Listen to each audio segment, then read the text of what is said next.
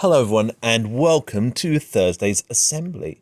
Now, as well as reading a story, I thought, I'm stretching my legs out here, they're a bit stuck under these tables. I wanted to talk to you about something else as well. So, at the minute, this week is called Children's Mental Health Week. And what that means is, as well as being fit and healthy on the outside, we want to make sure that we are fit and healthy on the inside. And we have lots of worries, we have excitement. In school, we look a lot at the zones of regulation, don't we?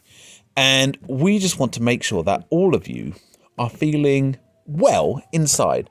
I know it's really tricky at the minute because we can't see all of our friends. We have little Zoom meetings and other things like that, but we're not as we usually would be. So some of us might be feeling sad, some of us might be feeling frustrated, and I just wanted to share with you two stories today about sharing how we're feeling, because I think sometimes the best thing to do is to talk about it, let other people know how we are feeling, okay? So we've got two books today, and they're both yellow. The first one is called Ruby's Worry by Tom Percival, and it's one of my favourite stories. And then we've got The Colour of Happy by Laura Baker and Angie Roselar. So I'd like to start with Ruby's Worry. I've read this one to you before, and I just think it's too good not to share this week. So this story is all about our little girl Ruby and her worry. Let's have a look. Ruby loved being Ruby. She loved to swing up high, and she loved to explore wild, faraway places. Sometimes she even went all the way to the very bottom of the garden. Ruby was perfectly happy until one day she discovered a worry. It wasn't a very big worry. In fact, it was so small that at first Ruby hardly even noticed it. But then the worry began to grow. Each day it got a little bit bigger. It just wouldn't leave her alone. It was there at breakfast, staring at her over the cereal box. It was still there at night when she cleaned her teeth. The funny thing was that no one else could see Ruby's worry, not even her teacher. So Ruby pretended that she couldn't see it either. She tried to carry on as if everything was normal, but it just wasn't. The worry was always there, stopping her from doing the things that she loved. Ruby wondered if the worry would ever go away. What if it didn't? What if it stayed with her forever? Ruby didn't realise, but she was doing the worst possible thing you could ever do with a worry. She was worrying about it. Now, the worry was enormous. It could barely fit in the kitchen at tea time. It filled up half of the school bus. It took up whole rows at the cinema. The worry became the only thing that Ruby could think about, and it seemed like she'd never be happy again.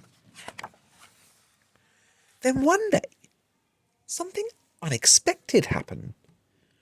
Ruby noticed a boy sitting alone in the park. He looked how she felt, sad. And then she noticed something else, something hovering next to him. Could it be a worry? It was. Ruby realised that she wasn't the only person with a worry after all.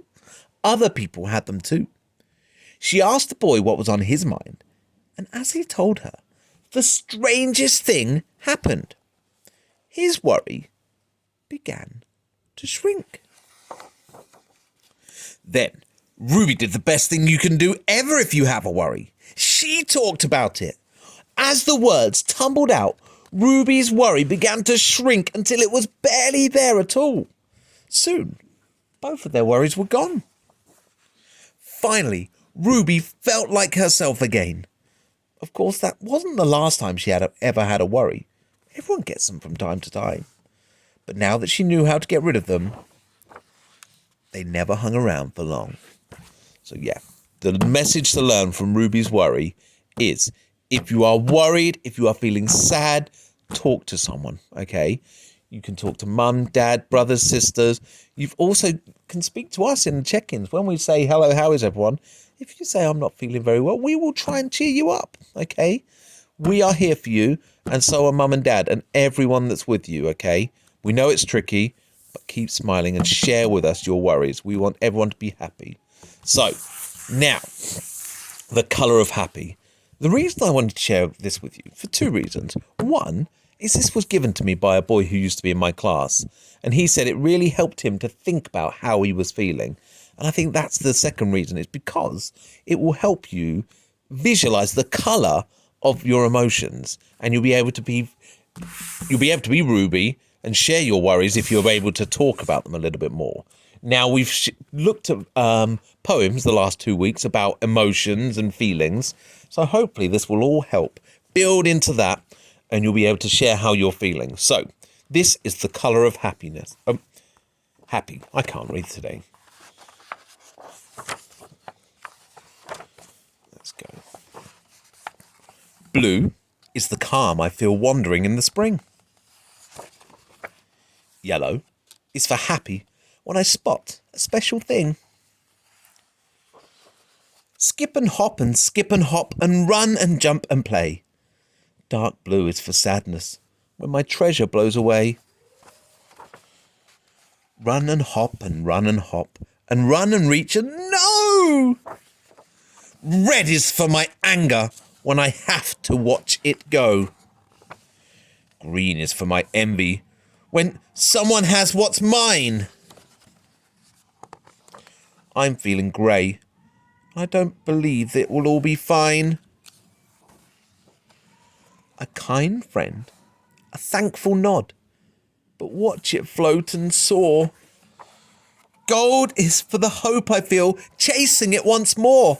Skip and hop and share and hop and run and play, and then purple is for proud, when at last it's mine again.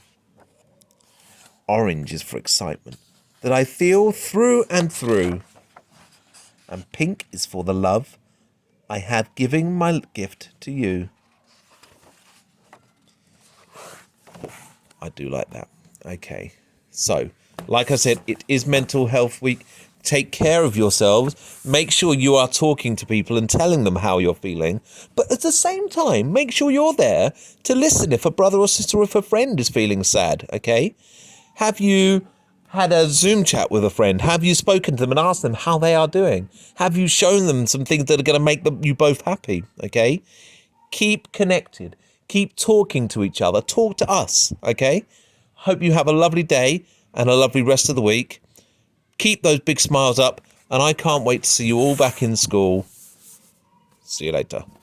Do my weird backward wave thing. See you later. Goodbye.